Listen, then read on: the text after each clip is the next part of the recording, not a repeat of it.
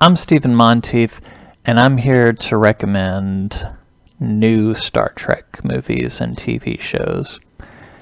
Now, these are all of the Trek movies and shows that have come out in the last decade or so, ever since J.J. Abrams' 2009 Star Trek movie. With an exception for Star Trek Lower Decks. I already talked about that earlier this month on this channel. I already recommended that. But now I'm going to talk about the three movies in the Kelvin timeline. And I'll be talking about Star Trek Discovery, the TV show that came out in 2017, and Star Trek Picard, which came out earlier this year. I talked about that a little bit on my podcast earlier this year, but I hadn't gotten through all of it when I made that recommendation at that time. So now this one will be based on having seen it all the way through. So let's talk about, first of all, the 2009 Star Trek movie. Now this, J.J. Abrams directed this movie, and it reintroduced us to James T. Kirk and to Mr. Spock and to Dr. McCoy at an earlier point in their timelines, and it's actually an alternate timeline for the Star Trek universe. It's an alternate continuity, so that way it's not bound by everything that happened in the original series, everything that we saw Kirk and Spock and McCoy and the rest, everything that they did in those TV episodes and in their movies. So going the alternate timeline route, it gave them the chance to take these characters in new directions. And it gives us a little bit of a different take on James Kirk because of that. I think Chris Pine has just in general done an excellent job with the character. He's definitely shown that he can step into William Shatner's iconic character. And Zachary Quinto has similarly shown that he can take over the role of Mr. Spock. And we get to see a sort of different dynamic between Kirk and Spock in the beginning that leads into their later friendship in the later movies. And over the course of these three movies, I think they have done a pretty good job of giving these characters and their relationship with each other an arc, a development, and for that reason alone, it's worth seeing all three movies. But in general, I don't want to get into too many details about it. This isn't meant to be a review of all these. It's supposed to be just whether or not I recommend them. And on the basis of them being decent action movies, if you just want a good action movie with good sci-fi type action, phaser blast and starship battles and things like that. You're definitely going to get a lot of that in these three movies: Star Trek Into Darkness, Star Trek Beyond. There's definitely a lot of action scenes and whatnot in all three of them. And like I said, there's a decent progression of the characters from one movie to the next as well. And of course, all the actors, like I said, are phenomenal in their roles. It's not just Pine and Quinto, it's also Carl Urban as Dr. McCoy, Simon Pegg as Scotty, Zoe Saldana as Uhura. All of the characters have all these classic characters have great actors taking over their roles from the originals that were born out more than 50 years ago. And if you're also looking for the kind of cerebral sci-fi that Star Trek is known for, the kind of introspection and philosophical dilemmas that come with being a member of Starfleet and of the Federation, then each of the three movies do present pretty good moral and personal and ethical dilemmas as well to work out. And those kind of questions do get explored in each of the three movies. It's just,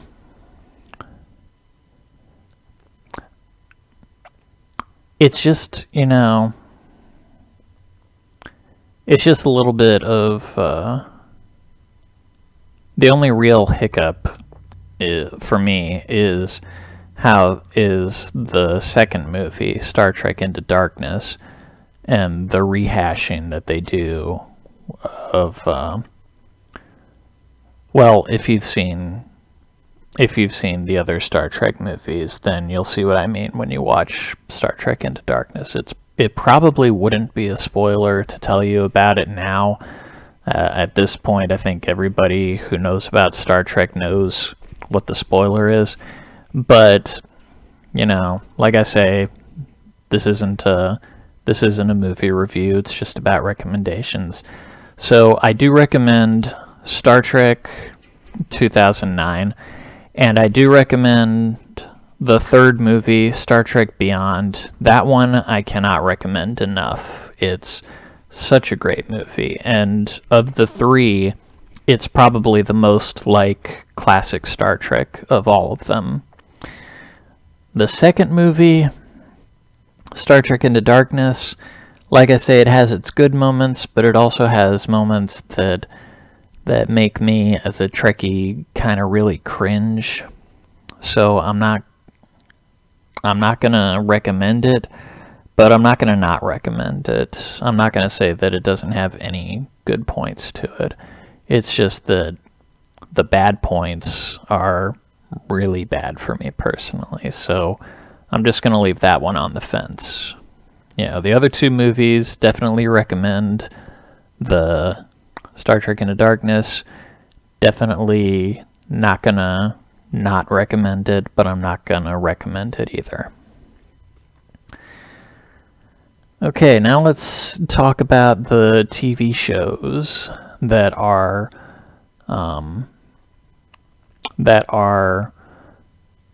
so controversial. Probably for some people even more controversial than the three movies that we just discussed.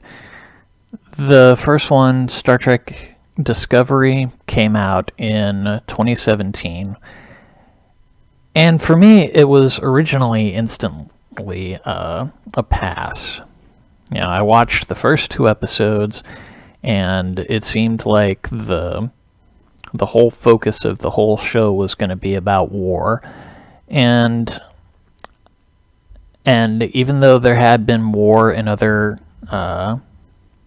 Star Trek series before this, I didn't want an entire series to be about that, especially not one that was called Discovery.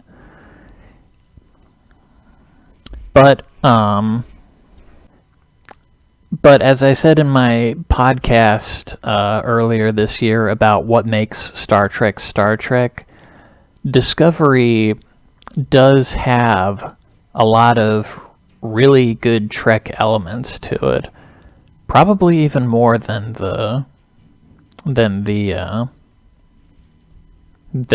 any of the Kelvin movies do. And despite all the war and the mirror universe shenanigans and Section 31 showing up and whatnot, it's kind of hard to say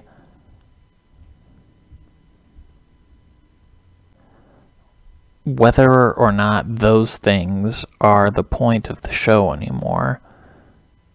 It's been on for 2 seasons. Season 3's about to start next month.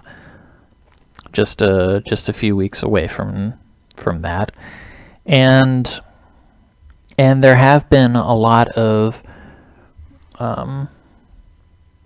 explorations of humanity's ideals and potential, and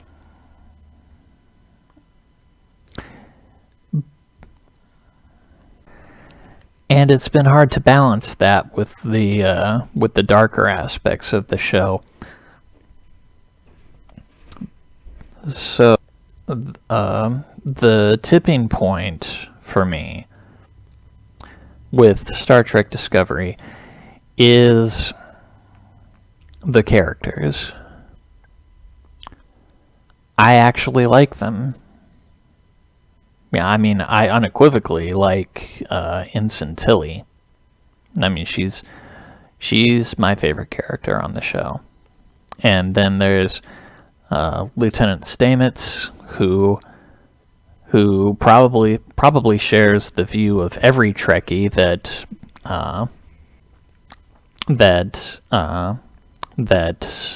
the USS Discovery should be a vessel of science and exploration and not a vessel of war, and he fights as hard as he can to see to it that the Trek elements that I mentioned earlier are still part of the show. So he's a hero just simply for that reason. And even Michael Burnham, played by Sonequa Martin Green, she was the reason I didn't want to watch it initially. But the more I watched it, and the more I was sort of drawn along with her character, I've really been sort of caught up in it. And, well, I actually do care what happens to her. This is what I was saying last week when I talked about the Orville and about how I didn't really care about the characters or what happened to them. For somehow, somewhere along the way, I started caring what happened to Michael Burnham and to Saru and to the other characters on the show, on Discovery. And now that season 3 is about to start, I'm actually anxious to see where they take the show. I'll share my thoughts about that later this month. I'm going to be I've been talking about various aspects of Star Trek on my Stephen Talks podcast, and I'll talk more about what I hope the future of the franchise is like later. But for now, I think that they've at least given us enough characters that I care what happens to, for me to keep watching, for me to keep wanting to see where all of it goes. And that's true with Star Trek Picard as well. I was I was sort of hoping that Picard wouldn't have as dark a tone as Discovery did, but it has pretty much, it does have a lighter tone. I mean, amazingly enough, it does have a lighter tone than Discovery does. It does have swearing. I talked about, like I said on my podcast, I've been talking about the various aspects of Star Trek, and I talked about how Picard and Discovery both have swearing and smoking and drugs and violence and other things like that. But they're using them in a surprisingly Trekkie kind of way. You can listen to my podcast if you wanna hear what I had to say about that. But like I say, Picard still has characters that I want to know what happens to them. It's not just Jean-Luc Picard himself or Seven of Nine. The new characters that they've introduced for this crew, Raffi and Rios and Dr. Girardi, they're all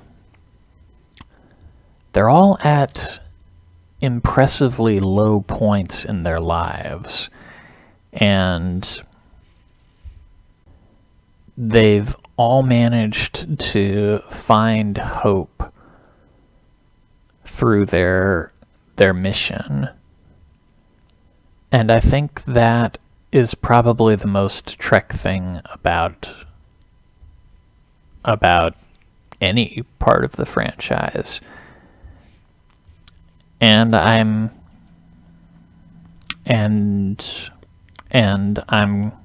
going to say, if you do have a problem with swearing or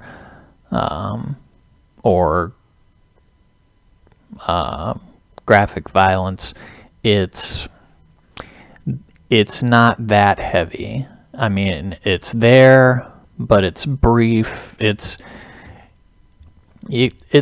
honestly stuff that you could probably get away with in a PG-13 movie. You know, I mean, most of it at least. And it's there in Discovery too, so you should be aware of that. But I think they're worth it all the same. So I recommend both of them. And you can watch them on CBS All Access. The first season of Picard, the first 2 seasons of Discovery, and like I said, the 3rd season will be coming out soon. So yeah, those are my recommendations. Later this week, I'm going to be talking about money in Star Trek. I'll be doing that. That'll be tomorrow's episode on my podcast, Stephen Talks.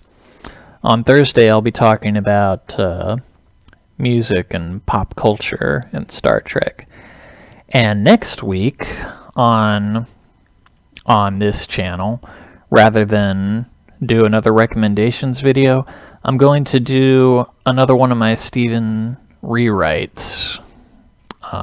this one about Star Trek, but it's going to be a little different than the previous rewrites. This one, I'm going to talk about the direction that the franchise was taking back in the 90s, back when it was still just Star Trek The Next Generation. We hadn't had Deep Space Nine or Voyager yet. I'm going to talk about what I think about a different direction that I think the franchise could have gone in. So, you got that to look forward to over the next week or so as Star Trek month continues. In the meantime, be sure to rate and review anything that you do listen to, and be sure to check out my ebooks. They're available on all ebook platforms. Thank you for watching. Live long and prosper.